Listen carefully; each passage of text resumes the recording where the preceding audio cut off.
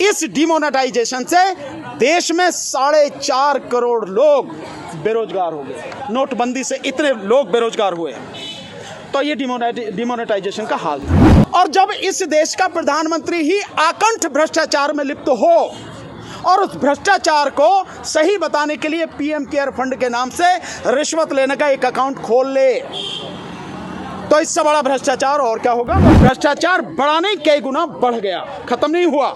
इसके अलावा काला धन, तो भैया काला धन आप देख रहे हो, ये जो पैसा है जो बीजेपी लाखों करोड़ रुपया इलेक्शन में लगाती है, कहां से लगाती है, कहां से आ रहा है इतना पैसा। उत्तर प्रदेश में सपा बसपा और जो भी विपक्षी पार्टियां हैं उनको पूरी तरह से आर्थिक रूप से तबाह कर देना, उनकी रीढ़ तोड़ देना सबसे बड़ा कारण था ये डिमोनेटाइजेशन का। तो ना तो जाली नोट खत्म हुए, ना ही काला धन खत्म हुआ, और ना ही भ्रष्टाचार खत्म हुआ। आतंकवाद हम सबके सर पर नाच रहा आज भी। या यूं कहा जाए कि सरकार ही आतंकवादी बन गई है, कुछ भी हो सकता है। सरकार आदि है कि जो भी सरकार के खिलाफ आवाज उठाए, सच लोगों को दिखाए, उनके खिलाफ यूएपीए लगाओ। जैसे आपने देखा होगा जो सीए एनआरसी के आंदोलन में लोगों ने भाग लिया, जो सामाजिक कार्यकर्ता थे, जो जागरूक लोग थे, उन पर और विशेषकर मुस्लिम समाज के लोगों पर यूएपीए लगाया गया, और वो भी दिल्ली दंगों में उन्हें अपराधी बनाकर।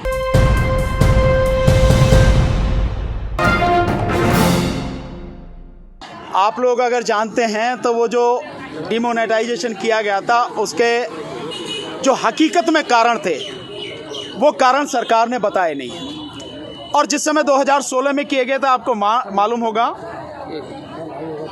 2017 में मार्च अप्रैल में, फरवरी मार्च में उत्तर प्रदेश में चुनाव थे, और उत्तर प्रदेश में सपा बसपा और जो भी विपक्षी पार्टियां हैं उनको पूरी तरह से आर्थिक रूप से तबाह कर देना, उनकी रीढ़ तोड़ देना सबसे बड़ा कारण था ये डिमोनेटाइजेशन का। और दूसरा उसके प्रति जो मेन कारण था, और इसके अलावा वो था कि जो बीजेपी और आरएसएस के जो लोग हैं, इनके पास जो काला धन है, उस काले धन को किस तरह से ये सफ़ेद कर लें, ये इसके साथ में मेन कारण थे। हालांकि सरकार ने दिखाया कि काला धन वापस आ जाए, भ्रष्टाचार खत्म हो जाए, आतंकवाद खत्म हो जाए, और साथ में जो नकली नोट हैं वो जाली नोट, नकली नोट खत्म हो जाए। हालांकि आपको जान के, और आप लोग तो सारे मीडिया के साथी, आपको सारी चीज़ मालूम है, आपको क्या बताऊं, पर फिर भी आप पूछ रहे हैं तो मैं बताता हूं। उस दिन से लेके आज तक आतंकवाद खत्म नहीं हुआ, 5 साल हो गए, आतंकवाद बरकरार है। और आतंकवाद का एक नज़ारा बहुत जल्दी पीछे ही करीब 10-15 दिनों में आपने देखा कि किस तरह से कश्मीर में सब कुछ हुआ है। आपकी आंखों से सब कुछ आपने अपनी आंखों से देखा है, सब कुछ छुपा नहीं है किसी से भी। तो आतंकवाद खत्म नहीं हुआ, साथ में जो भ्रष्टाचार है, भ्रष्टाचार कई गुना बढ़ गया। इसके 2 उदाहरण दूंगा, उसी से आप समझ जाएंगे। नंबर 1, जो विदेशों में काला धन है वो काला धन दुगने से भी ज़्यादा हो गया। सरकारी रिपोर्ट है, सरकारी आंकड़े आप सब जानते हैं। तो जिस भ्रष्टाचार की बात कर रहे थे वो भ्रष्टाचार बढ़ गया। और जब इस देश का प्रधानमंत्री ही आकंठ भ्रष्टाचार में लिप्त हो और उस भ्रष्टाचार को सही बताने के लिए पीएम केयर फंड के नाम से रिश्वत लेने का एक अकाउंट खोल ले, तो इससे बड़ा भ्रष्टाचार और क्या होगा। मैं इस पर डिटेल में कह चुका हूं कि पीएम केयर फंड जिस तरह से उसको खोला गया और जिस तरह से लोगों से पैसा लिया गया, जिस तरह से जो पब्लिक सेक्टर की यूनिट्स हैं 2105 करोड़ उनसे लिया गया, लोगों की 1 दिन से लेकर 3 दिन की सैलरी ले ली गई, लोगों का डीए तक भी दिया नहीं गया, उसमें ले लिया गया। साथ में जो पब्लिक वो हैं, जो CSR का फंड है, कॉर्पोरेटिव रेस्पॉन्सिबिलिटी फंड जो है, वो पैसा भी सीधा का सीधा पीएम केयर फंड में ट्रांसफर करवा दिया गया। और इसके अलावा जो अलग अलग बिजनेसमैन हैं उन्होंने भी पैसे दिए हैं। किसी ने 100 करोड़, किसी ने 500 करोड़, किसी ने 700 करोड़, किसी ने 600 करोड़, किसी ने 1500 करोड़, किसी ने 1000 करोड़। तो ये क्या है? ये वही रिश्वत है, उद्योगपति द्वारा दिया गया पैसा। ये वही रिश्वत है कि इनके माध्यम से काम कराएंगे और उनके काम हो रहे हैं। आप लगातार वो देख रहे हैं। तो भ्रष्टाचार बढ़ाने कई गुना बढ़ गया, खत्म नहीं हुआ। इसके अलावा काला धन, तो भैया काला धन आप देख रहे हो, ये जो पैसा है जो बीजेपी लाखों करोड़ रुपया इलेक्शन में लगाती है, कहां से लगाती है, कहां से आ रहा है इतना पैसा? ये काला धन काला धन, और जैसे विदेशों का भी बताया कि वहाँ पे काला धन दोगुने से ज़्यादा हो गया, जिन स्विस बैंक वगैरह अकाउंट की बात करें तो वो बढ़ गया, तो काला धन खत्म नहीं हुआ।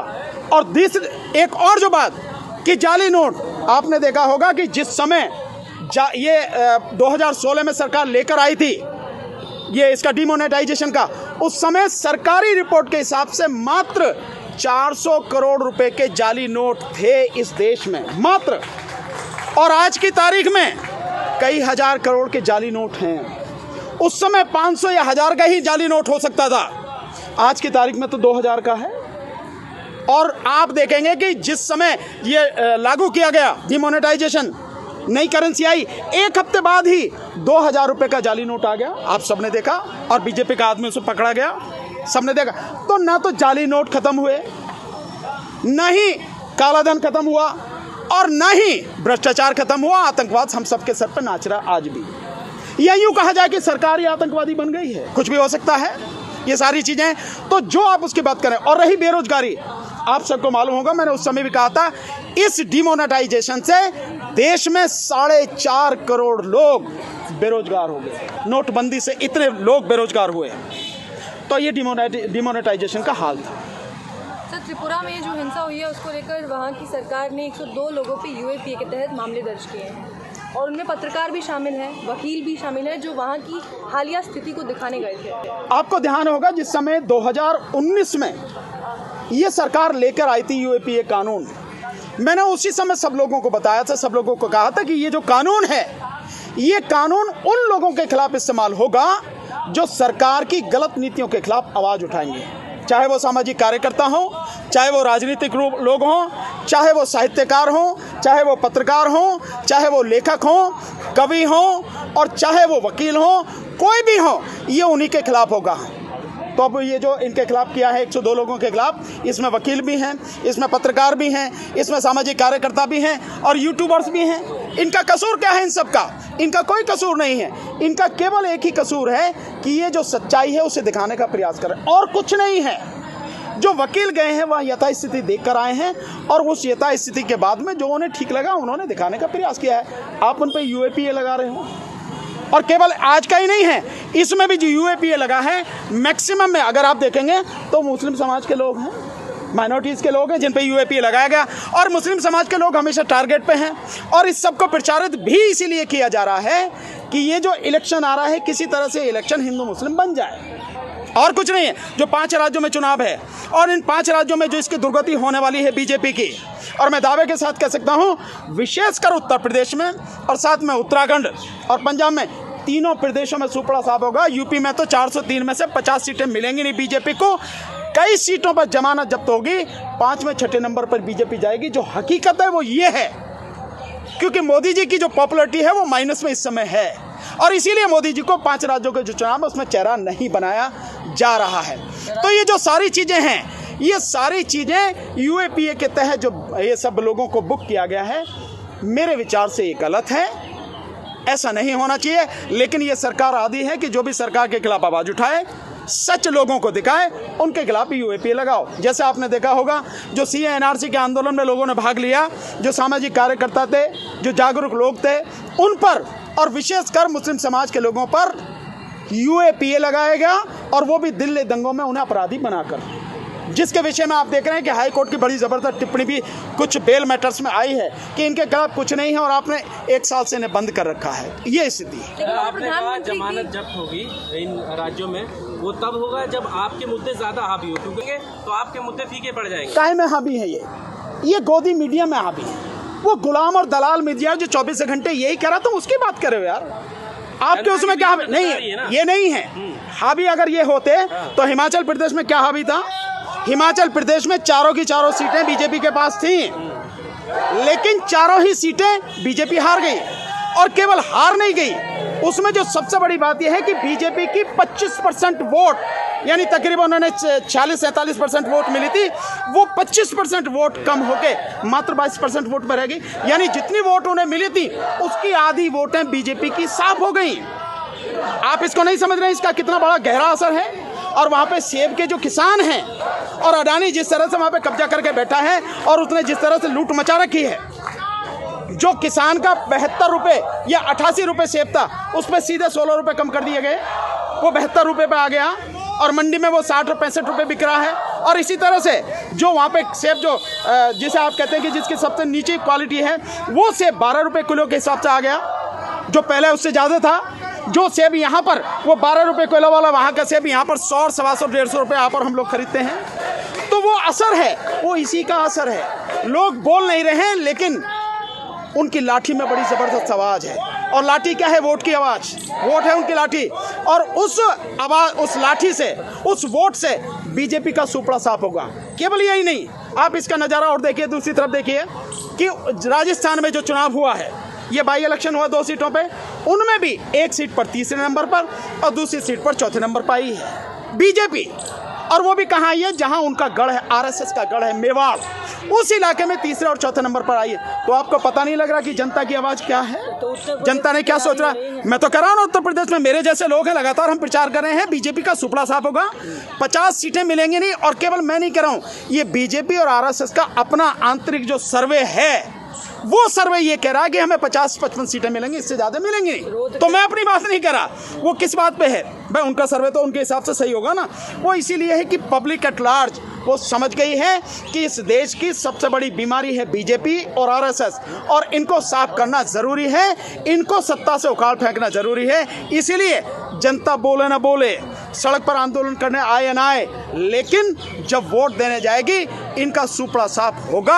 आप अपनी आंखों से देखिए। जितने मुद्दों पर बीजेपी, भारतीय जनता पार्टी की सरकार विफल रही है, इसमें कोई दोहराई नहीं है। सब लोग जानते हैं जो वादे किए वो पूरे नहीं कर पाए, लेकिन जनता में जो आक्रोश होना चाहिए वो आक्रोश नहीं दिख रहा है। देखिए, उसका एक कारण हो सकता है। उसका कारण ये हो सकता है यूएपीए के झूठे मुकदमे जो लगाए जा रहे हैं, और ये कारण भी है कि डराया जाए लोगों को, इससे भी लोग डरे बैठे हैं। दूसरी एक और बड़ी जो कारण है, बेरोजगार बड़ी संख्या में इस देश में है।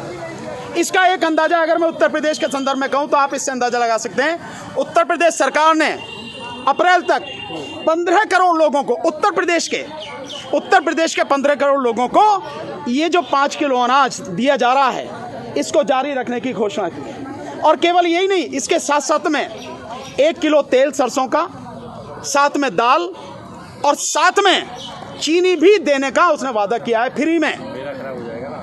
उत्तर प्रदेश की आबादी कितनी है? 23 करोड़।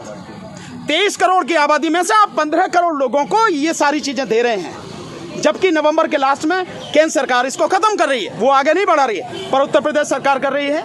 क्यों कर रही है? क्योंकि आपको वोट चाहिए और इनके माध्यम से लोगों को रिश्वत देने की बात की जा रही है। या इसको दूसरे तरीके से समझें कि सरकार ये बात मानती है, अच्छी तरह से जानती है कि 23 करोड़ की आबादी में से 15 करोड़ लोग गरीबी की रेखा से नीचे जा चुके हैं, उन्हें जिंदा रखने के लिए अनाज देना पड़ेगा। तो जब लोगों की हालत ऐसी है कि रोजगार नहीं है, आमदनी का कोई जरिया नहीं है, और शायद ये खाना भी जो सरकार की तरफ से मिल रहा है ये भी ना दिया जाए क्योंकि सरकार ने भिखारी बना दिया, तो लोग भूखों मरेंगे। आदमी अपने पेट की भूख को शायद मार सकता है, लेकिन उसकी आंखों के सामने अगर उसके बच्चे भूखे हों, उनके पेट में अनाज का एक दाना नहीं हो, तो क्या उसके दिल पे बीतते होगी, ये शायद आप समझ सकेंगे। अगर आप पिता हैं, बच्चे वाले हैं, तब आप ये समझ सकते हैं। बिहार में ये जो स्थिति, बिहार के जो लोग यहाँ से गए थे पैदल, और उन्होंने भी अपने बच्चों को भूख में बिलखते हुए देखा कोरोना टाइम में, और बाद में चुनाव हुआ। परिणाम क्या है ये आपके सामने है, मेरे सामने है परिणाम। वो नहीं, धर्म के सामने नहीं है, वो लास्ट स्टेज पर बेईमानी हुई और प्रशासन के माध्यम से कई, आप देखेंगे उस समय उन्होंने एप्लीकेशन भी लगाई थी, उसके तेजस्वी की तरफ से एप्लीकेशन भी लगाई थी, लेकिन उस एप्लीकेशन को कंसीडर ना करके प्रशासन ने कुछ रिजल्ट्स को रोक लिया और बाद में बेईमानी से जो लोग जीते हुए नहीं थे, हारे हुए थे और बीजेपी के लोग थे, उनको डिक्लेयर किया। नहीं, यूपी में भी होगा, हम भी जान रहे हैं कि यूपी में भी हो सकता है, लेकिन हम लोग भी उसकी तैयारी के लिए पूरी तरह से तैयार हैं। आप जो कह रहे हैं, आपका जो शक है बिल्कुल सही है, हम भी इस बात को महसूस कर रहे हैं। और जो स्पेशल प्रोटेक्शन जो फोर्स बनाई है यूपी में, स्पेशल सिक्योरिटी फोर्स, समझ में ये उसका भी इस्तेमाल वो कर सकते हैं। वकील साहब, आपने कहा यहाँ भी हो सकता है, बिहार में ऐसा हुआ है, फिर पश्चिम बंगाल में ऐसा क्यों नहीं हुआ? किसमें पश्चिम बंगाल में नहीं कर पाए वो? पश्चिम बंगाल में मतलब मैं पश्चिम बंगाल में निश्चित पार्टियां जीत जाएंगी, नहीं, वहाँ पर नहीं कर नहीं नहीं ऐसा नहीं, ये जो आपकी इंटरप्रिटेशन है वो गलत है। हाँ। जहां पर लोग मजबूत हैं और जागरूक हैं और किसी भी तरह से लड़ने को तैयार हैं, शायद यहां उनकी हिम्मत नहीं है ये सारी बदतमीजी और गड़बड़ी करने की। सीधे तौर पर नहीं लड़ पा रहे हैं कौन? बिहार के या उत्तर प्रदेश के लोग? नहीं, वो तो सीधे तौर पे लड़ रहे हैं। उत्तर प्रदेश में तो अब होगा ना, वो तो पता लगेगी आपको। लेकिन बिहार के लोगों ने ईमानदारी से चुनाव लड़ा, लेकिन उन्हें इस बात का एहसास नहीं था कि सरकार इस स्तर पर बेईमानी करेगी। हालांकि मेरा मानना यह है कि जिस समय ये बेईमानी हो रही, अगर उस समय तेजस्वी जो है ना ये कह के कि भाई प्रशासन बेईमानी कर रहा है और सभी लोगों को बुलाना चाहिए था कि मैं यहीं बैठा हूं पटना में, और एक भी अधिकारी को, चाहे चुनाव आयोग का हो चाहे शासन प्रशासन का कोई भी हो, किसी को बाहर नहीं निकलने देंगे जब तक सही तरीके से वो हो नहीं जाएगी। सारे आ जाओ, पटना को घेरो। अगर ये कॉल होती तो रिजल्ट कुछ और ही होता। अनफॉर्चुनेटली ऐसा हुआ नहीं। लेकिन अगर ऐसा होता तो सही हो जाता।